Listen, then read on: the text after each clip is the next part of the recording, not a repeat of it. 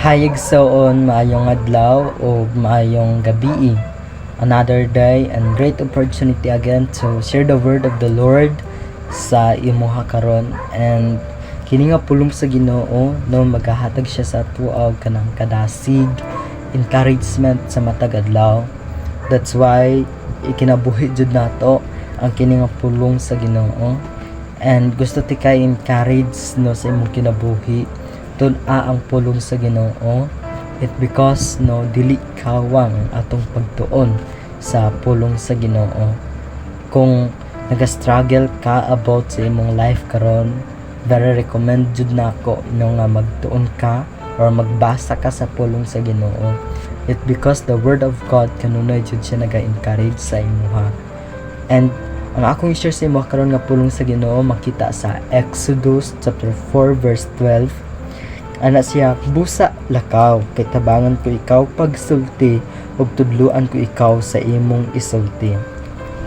Nice kayo ni ang pulong sa Ginoo no. You know what?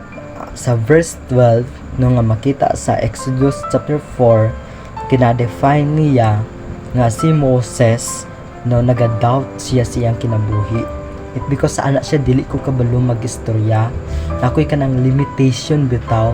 Mo na yung kanang expression ni Moses, ana siya dili na ako kaya mag-handle sa mga katawhan no. Kay ang story man gud ani, ang Ginoo gipili niya si Moses, and si Moses naga-doubt and naga-question siya sa iyang kaugalingon no nga naa siya kanang limitation, like dili siya kabalo magsulti.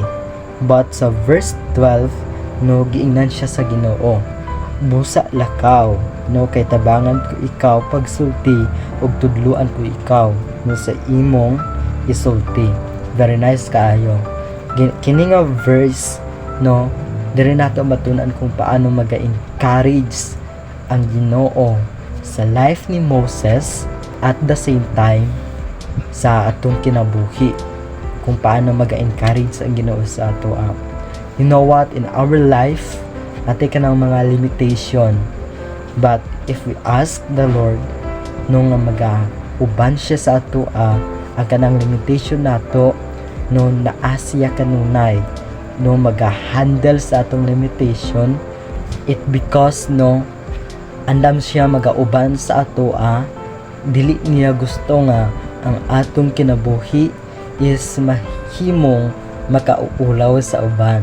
Nadjud mabuhat ang Ginoo sa atong kinabuhi no. For example, natay limitation like ni Moses, ana siya dili ko kabalo magsulti, pero kung atong basahon ang kanang passages niini, ang Ginoo nagabuhat siya og kanang pamaagi no para ang katong weakness ni Moses no pahimong strength. Sa ang ginagamit sa Ginoo, which is ginagamit niya si Aaron para mag-translate ba kumbaga no sa ginasulti ni Moses nga ipaabot niya sa katawhan. Mao na kanang pamaagi sa Ginoo.